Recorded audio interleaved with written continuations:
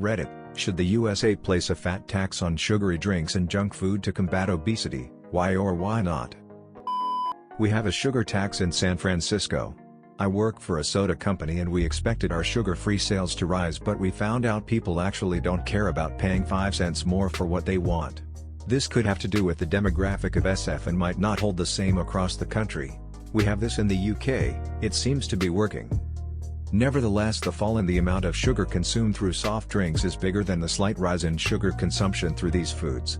Across all these product categories put together, sugar consumption decreased by 3.3% per person in Great Britain between 2015 and 2018.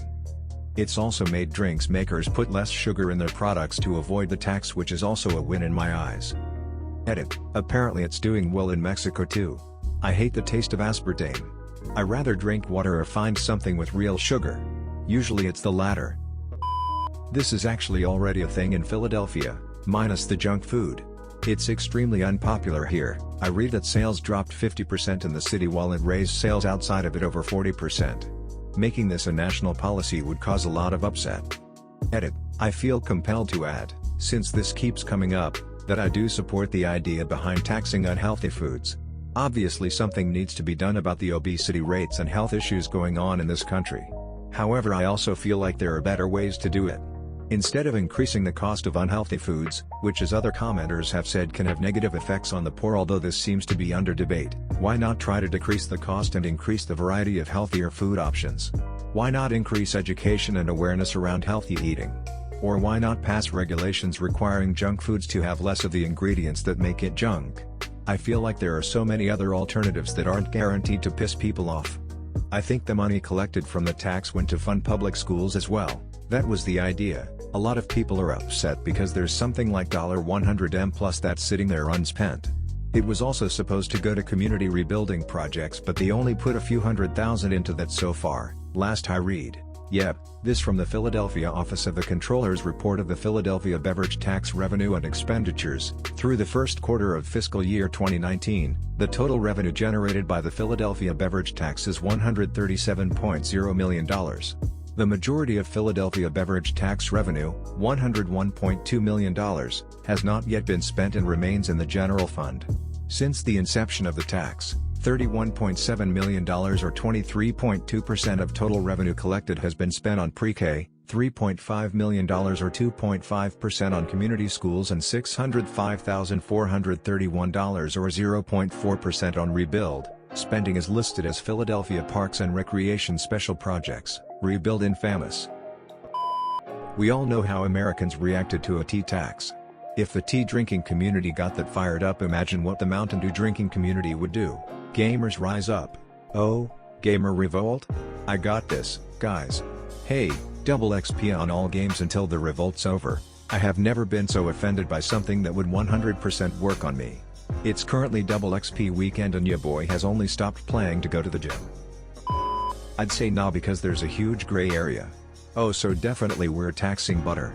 White bread definitely, yeah, the nice artisan French bread is included under that umbrella. All condiments we'll tax, ketchup is sugar and mayo is oil. Pickles too, yeah, they're just pure sodium. Etc. Just look at Seattle, where milk-based beverages are exempt from the sugary drink tax, so people can still get their untaxed Starbucks drinks with more sugar per ounce than a can of Coke. Lamau. What a mess. Speaks for how preposterous these regulations are.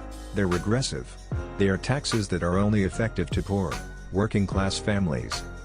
Look, I weight train and exercises about 12 hours a week pre-pandemic. If I want a soda pop once or twice a month, why on earth do I have to pay additional tax for that? People are just going to pay the tax and be upset. It won't deter people from buying the tax. For example, in Portland we have a bottle tax, and it doesn't deter people from buying bottles, it just mildly upsets people. Or causes people to buy the 40 ounces rather than the 2 cans, because even though it's more beer it's less tax. If I have to pay for a tax on each soda pop, I'll just buy a liter rather than the 1 to 2 bottles. People being upset about taxes on beverages is a time-honored American traditional. See, Boston Tea Party. I commented this below but figured it belongs here, where you could just drop the subsidies for unhealthy food. Processed meat and dairy causes cancer and CVD, yet those things are far less expensive in the market than healthy vegan options due to subsidies. Instead of taxing higher foods, why don't we just stop recommending carcinogenic foods and subsidizing them for cheaper amounts? The CDC website both says that processed meat is carcinogenic and recommends eating it for a healthy meal. It's not consistent at all. The point of a tax on an unhealthy product is to offset the healthcare costs related to its use. Deterring use because of cost is a bonus. As the US government does not believe in universal healthcare, it should definitely not be taxing it at a higher rate. That's my opinion anyway. In European studies, it actually costs a lot less in healthcare for people to live unhealthy lives because it more often leads to heart attack and stroke, the cheapest deaths, right around retirement age. The majority of healthcare costs come from people who live a long time and are on like 30 meds a day and double knee and hip replacements and multiple hospital stays and elderly care services. This is of course putting no value on living beyond retirement age, but purely economically it really doesn't have any. Yep, it's cheaper for people to die young because they're fat or have lung disease from smoking than it is for them to live a long and healthy life because they end up needing shit like hip replacements at 80 years old and or a pharmaceutical cocktail for breakfast, lunch, and dinner because their body is simply slowly breaking down from old age, which is inevitable. Instead of making soda and junk more expensive, how about we make healthy food less expensive? Rice, beans, potatoes, lentils, chickpeas, onions, bananas, spinach, peppers, eggs, squash, tofu. All that is some of the cheapest food there is.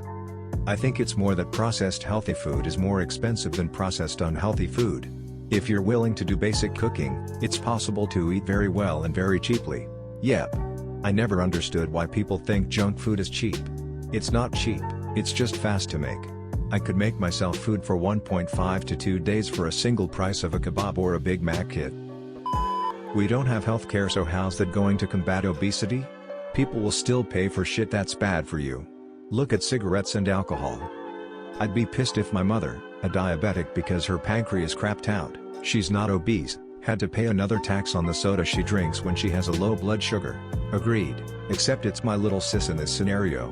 It really bugs me that people think only people who eat poorly get diabetes. That's not how it always works. No, sin taxes are stupid and shouldn't be legal. Sin taxes are basically a tax on poor people and it doesn't help them at all. It hurts them more than it hurts anyone else. Also, we have a sugar tax in the UK and it basically ruined a lot of products, Rip Iron Brew, since companies changed the recipes to comply with the rules, reducing sugar amounts, adding substitutes, etc. Why should everyone be punished because a few people don't have any self-control? Almost a third of the adults in the UK are obese, and far more are overweight. That's more than a few people.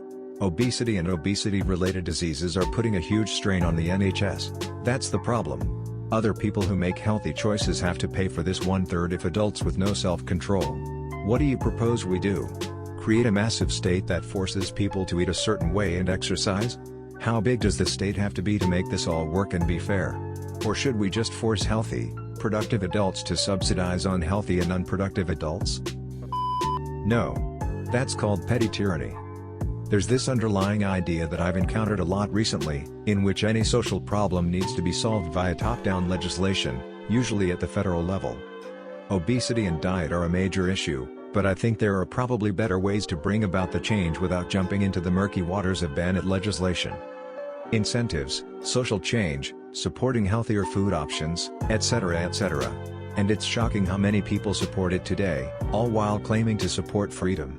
I've been a Democrat my entire life, but this is one area where I strongly disagree with the party. I read that a lot of people didn't have access to fresh vegetables. It could be a better idea to improve this access. Also, I know you guys don't like social democracy, but as French I think our system did work. School lunch are cooked and are generally healthy. Unhealthy food like French fries or pizza are extremely rare. There are vegetables at each meal. I heard that in the USA, school lunch are processed food and not exactly good quality.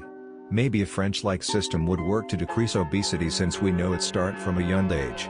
Our schools are underfunded as is. This isn't something that would work in the States. Our K-12 schools are funded through property taxes and making this a requirement would further strain already heavily strained schools. This kind of happened in Chicago a few years ago. A lot of people complained. People argued the government shouldn't try to force people, especially lower-income folks, to pay more for sugary drinks and suck. It was removed after a while. This is all speculation, but TBH, I feel like the tax was only implemented to convince lower income people to leave Chicago. The tax had some weird applications that mostly affected less fortunate citizens. Yeah, the Chicago one was bad. It was killing corner store merchants. It was 1 cent per ounce. So a 0.99 cent became $1.66. It was super disproportionate and non-progressive based on the consuming demographic. I hope you all enjoyed the video. If you have a similar story, share it in the comments below. Be sure to like and subscribe for more. Have a great day, or night.